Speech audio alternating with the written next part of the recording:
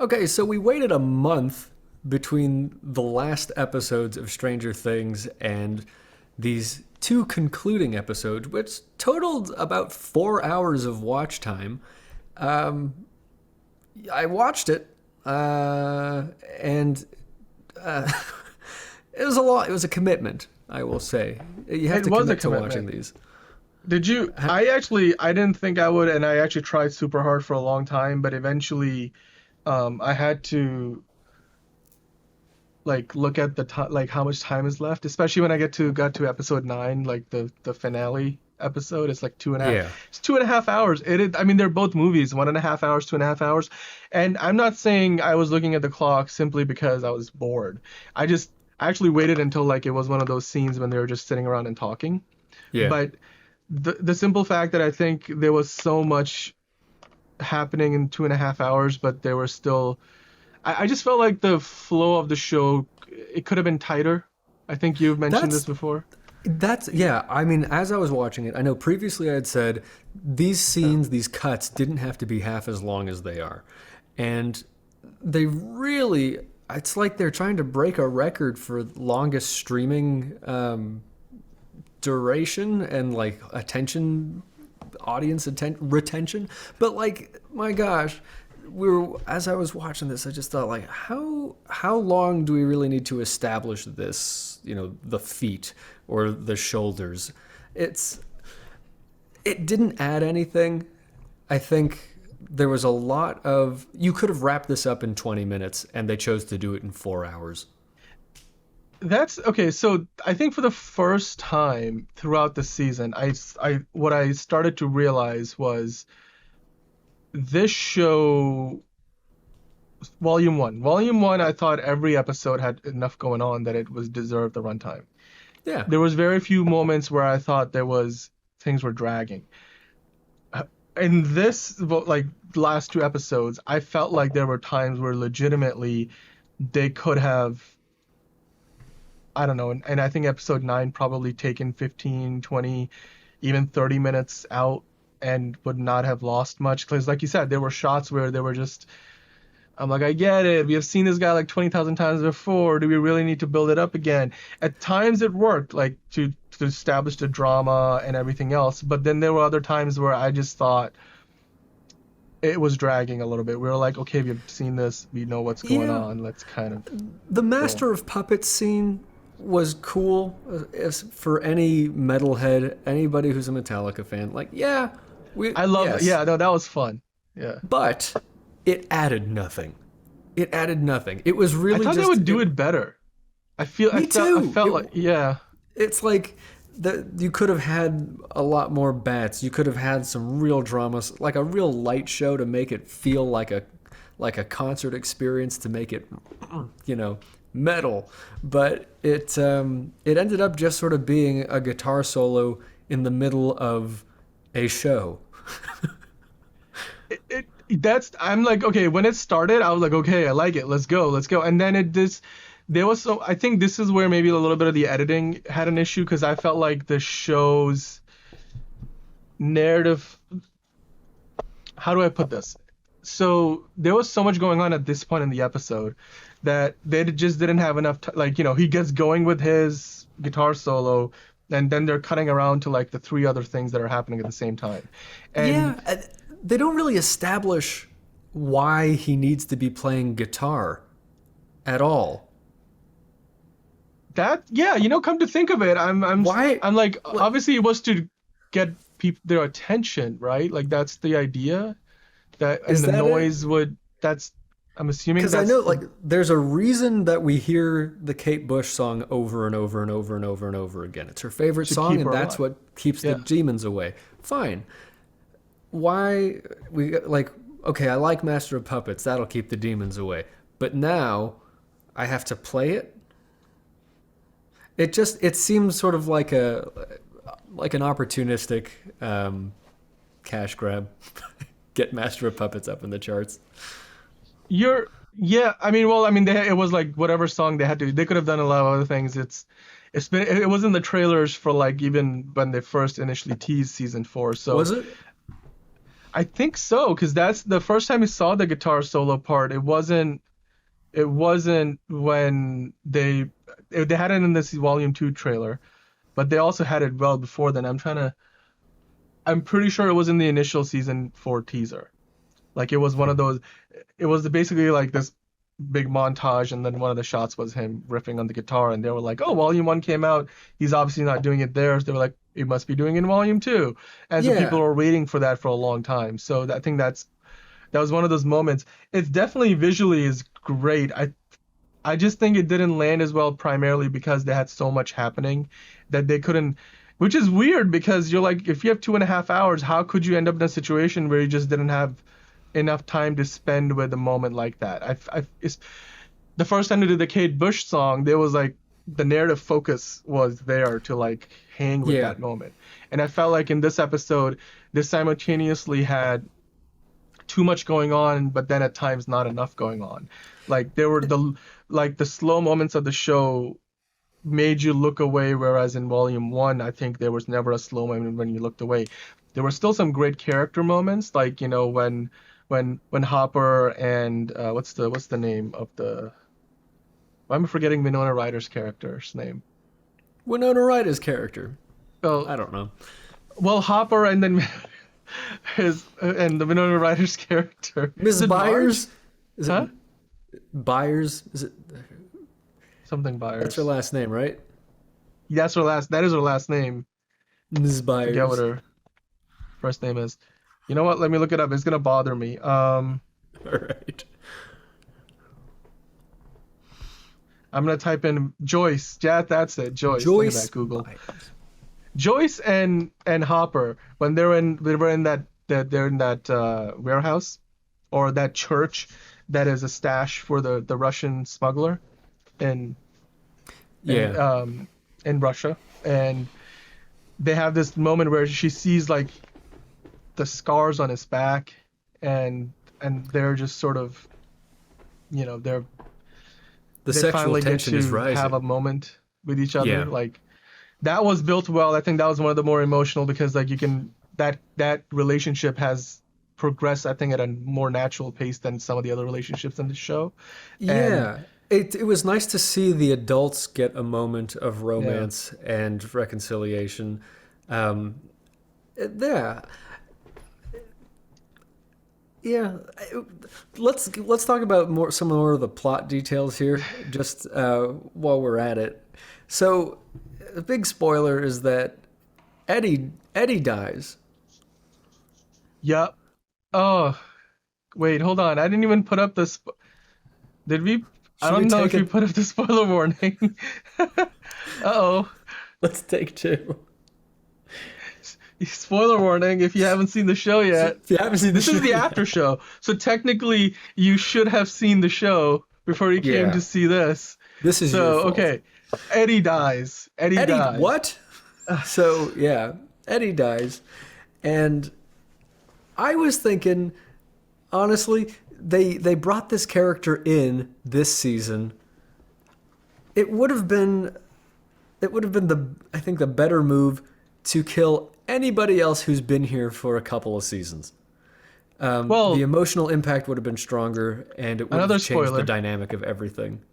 They basically almost killed off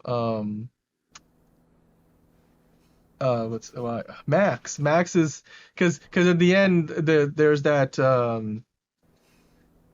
scene where Elle is trying to get in her mind and see where she is, and when she gets inside, Max is nowhere to be found, and it's to me that's symbolically a hint that maybe she's actually brain dead, like she's gone. I don't know. Maybe they'll Well, find a way to if like her I spirit will imagine come back, because Yeah, I'm I like, imagine what they're gonna do is they'll have her in the upside down, and so she'll be able to talk to Elle there, yeah, and maybe they could. There's a whole thing about in mythology of just people who lose sight or lose certain senses or abilities gain other ones. So it would be a good opportunity to exercise that kind of, you know, mythic tradition. yeah, I could see that.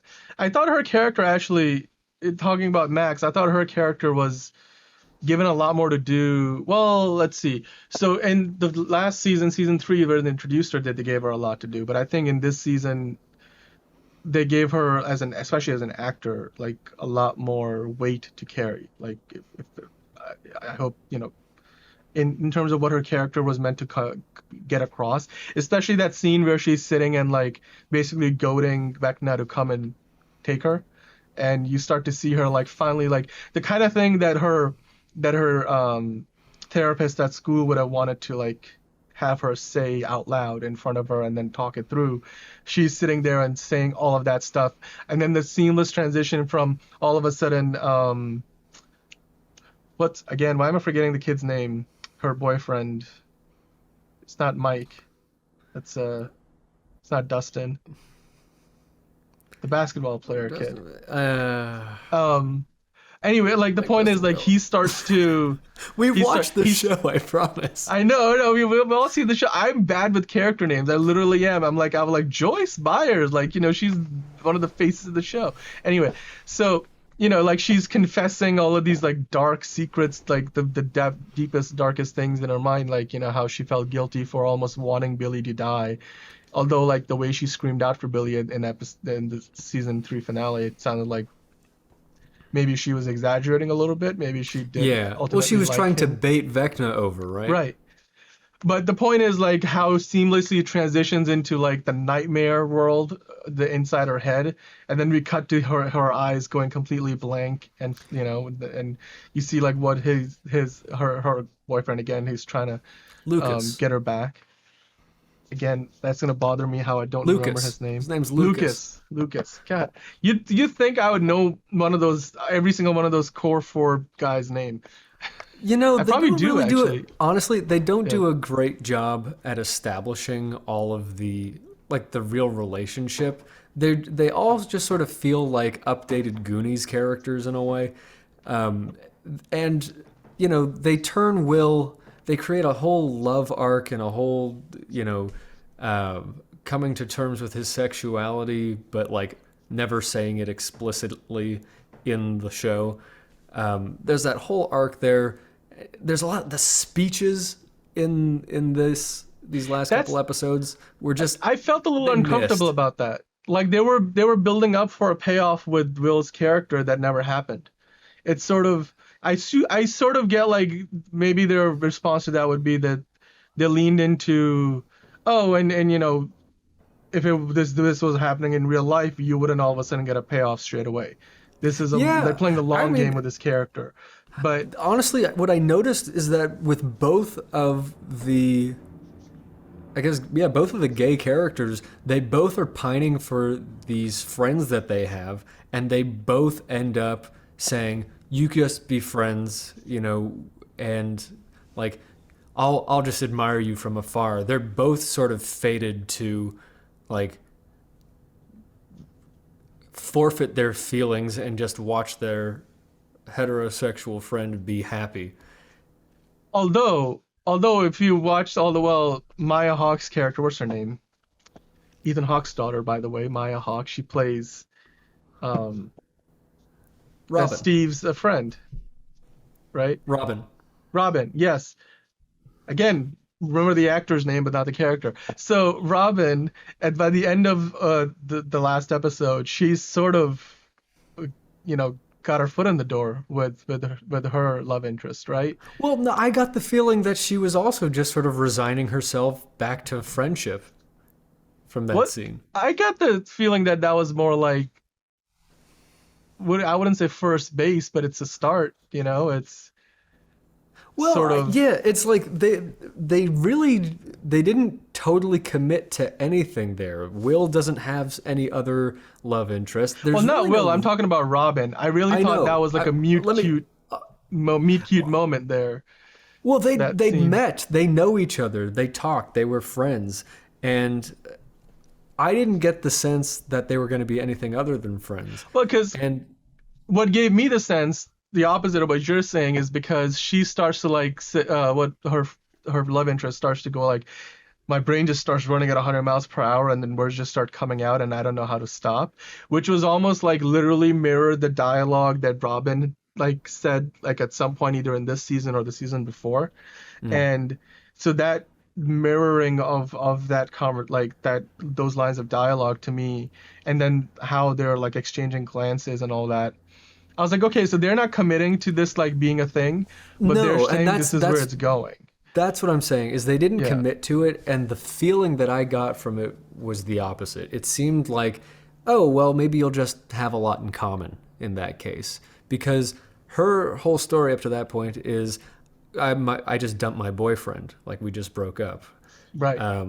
So is breaking up with a boyfriend is not, you know, proclaiming your love for another That person. that is true. Yeah, I could definitely see they use this as like a teaser for maybe this becomes a thing down the road, but more likely what is going to happen is when we get on to the next season, Robin is probably still, not she's still single, ready to mingle, if you will, and Yeah. hasn't really settled into a relationship. And yeah, I can definitely see that. I feel like this was a teaser for something they're not going to pay off, or maybe the ultimate payoff is one, maybe Rock. I don't know who's going to die in the next season. I feel like the body count should have been higher for this I season, the way the agree. writers I've been teased I've it. been I've been waiting for Dustin to die, and he didn't. So They clearly they saved the core. It's almost like I felt like this felt like Avengers Infinity War, where they killed off a lot of the characters they'd introduced in the successive seasons, whereas the original cast is largely intact, because the core group of characters from the very first season will be largely the focus of the final season, and maybe they'll bring back some of those other characters, because obviously these, okay, another spoiler, Billy comes back at least in the within the mind dimension of was it Max or Vecna, they're all whoever. in It's each other's minds by that point. there was a little bit of Inception. They even make a reference, dream within a dream. Whoa. Like, I love the stoner dude. That is, by the way, my most, if there's one thing I will remember about this season the most, is that stoner surfer boy pizza guy. Because that Argyle. was some of the most entertaining parts of the whole show, is whenever he's on screen and doing his thing.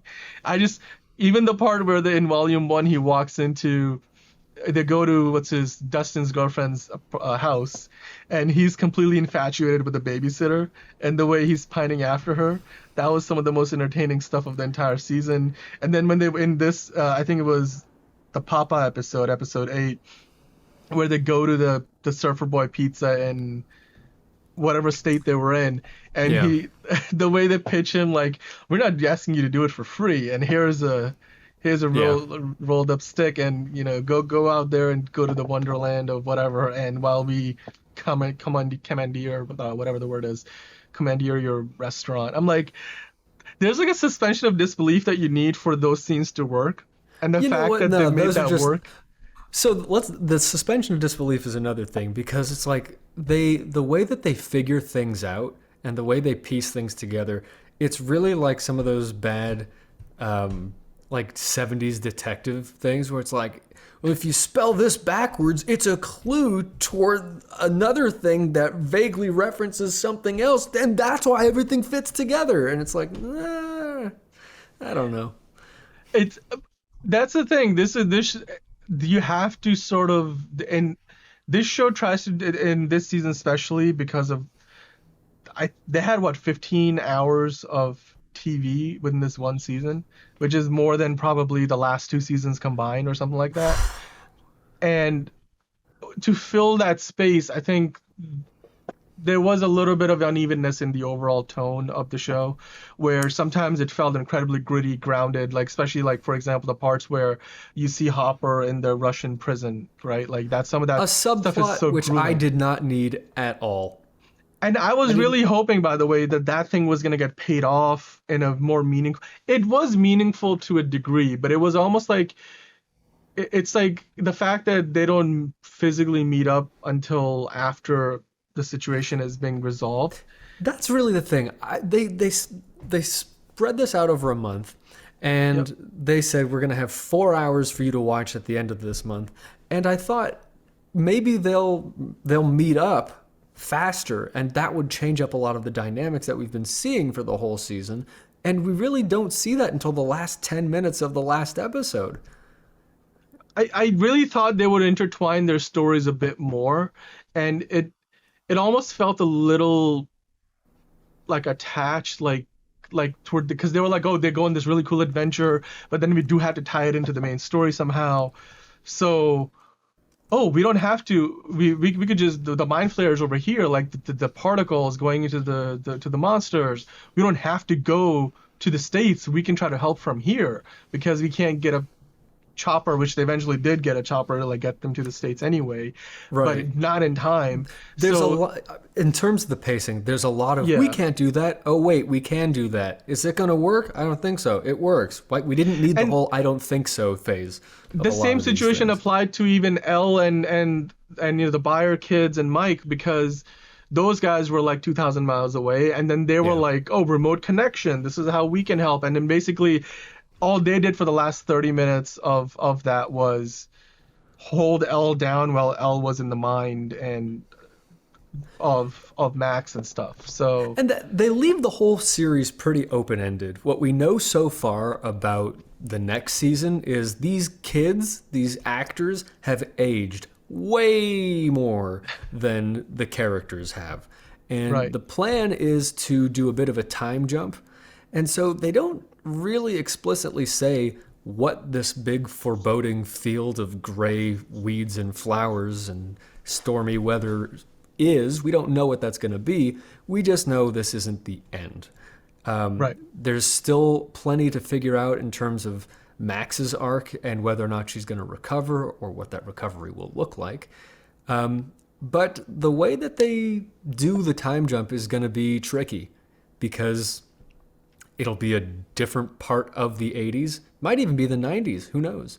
Well, they're in 80, what is it, 84 or 86? Is it 80? I think it's 86.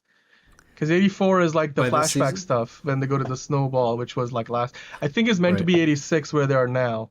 So they still have some runway to still stay in the 80s if they wanted to. But yeah, again, depends on how big of a time jump it is. You know what? I think it would be a good move. I also think it would be popular if they ended up in 91, 92. Oh, yeah.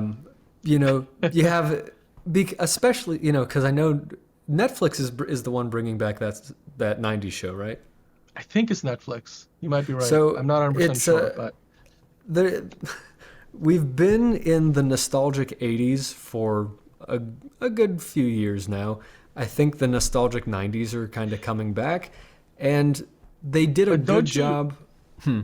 okay, sorry to interrupt, but don't you think that unless they get to like 1995 that you wouldn't get true 90s? Because it's most every decade, like at the start of the decade, it's still sort of you get a lot of spillover from the previous decade, like 2001, 2002, 2003. If you go back and look at that, it would look more like the 90s than it would look like 2000s that you would remember as like 2007 or 8.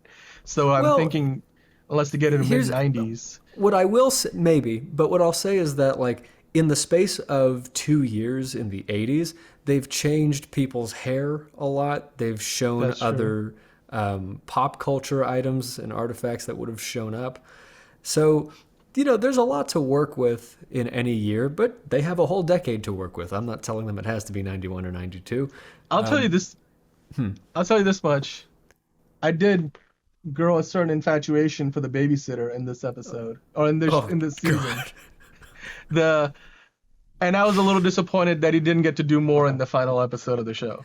Yeah. of the season. Also, you know what? He just threw I a Molotov cocktail. That's all he did. That mattered in that episode. I was like, the dude had an axe.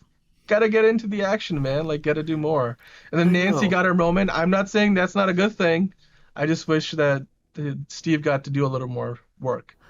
I like Steve, and maybe this is a way to wrap, but I don't buy the Natalie. What is it? Jonathan?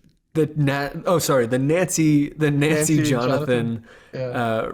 romance. I don't buy that at all. It's in a weird spot, right? Like it's Yeah. so it's He's so weird and introverted and just like fidgety and although I do have a It's certain just level of admiration for his motivation. Like I think when he says this in volume one at some point when he's talking to, I don't know who he's talking to specifically, is one of the buyer's kids. Well, there's only one other buyer kid and then Mike or whatever. But Mhm. he's saying that he's gonna go to college in California because he wants to stay with his family, take care of them, versus go off to what is it, Emerson, with Nancy.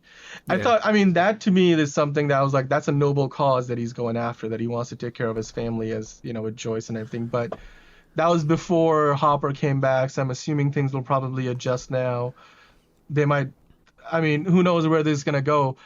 But there is like a weird, because when you Well, follow back to season one, totally makes sense how all of that came together. I just don't sure. think they followed it up as well as they maybe should have.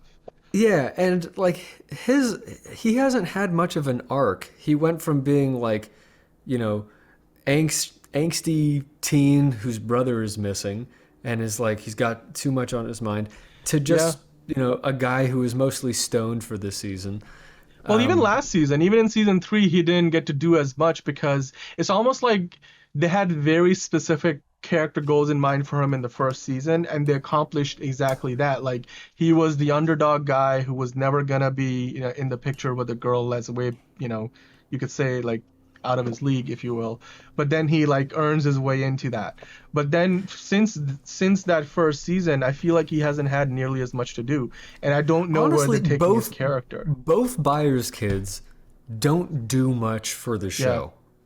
They're kind of irrelevant characters. They could have killed off Will in the first season, and it would have been just sort of that thing of like, yeah, Well, our he was a friend bigger died, and part of the. that would be the thing that drew those kids closer together and made the friendship as strong as it was. That Yeah. happens. Well, he was a bigger part of what was it, season two or three, where he's basically ends up in the upside down. Well, that was the first season. No, he ended up in the upside down.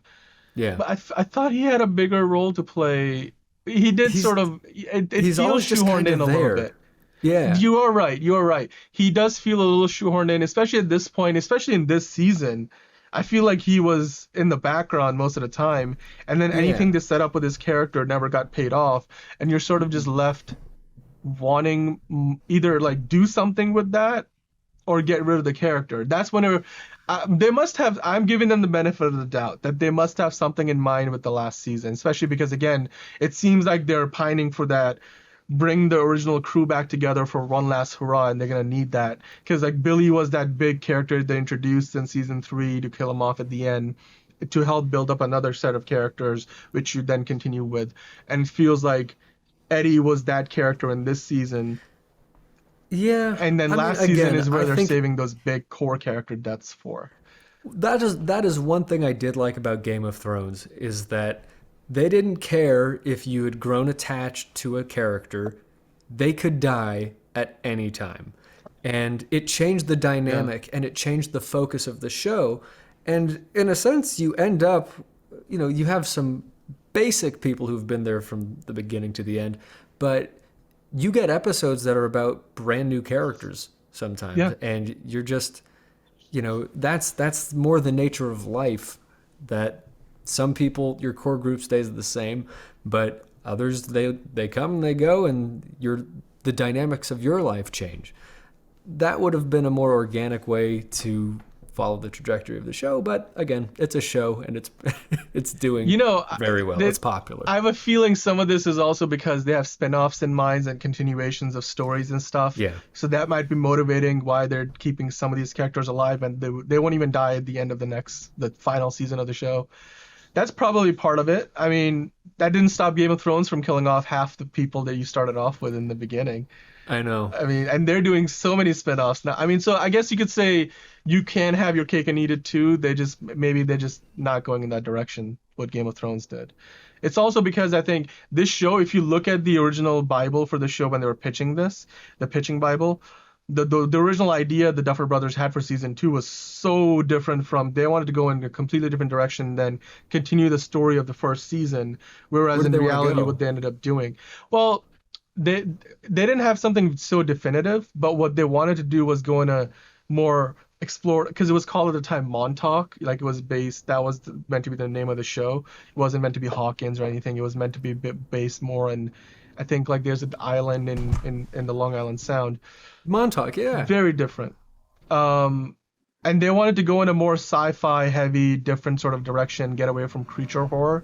But then I think in reality they ended up they stayed much more linear in terms of what season 1 was about, and the Upside Down has been the focus of the primary antagonistic force in the show throughout.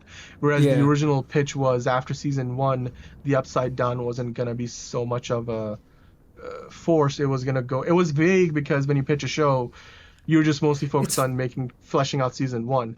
But funny. The original direction that they had in mind as writers was very different.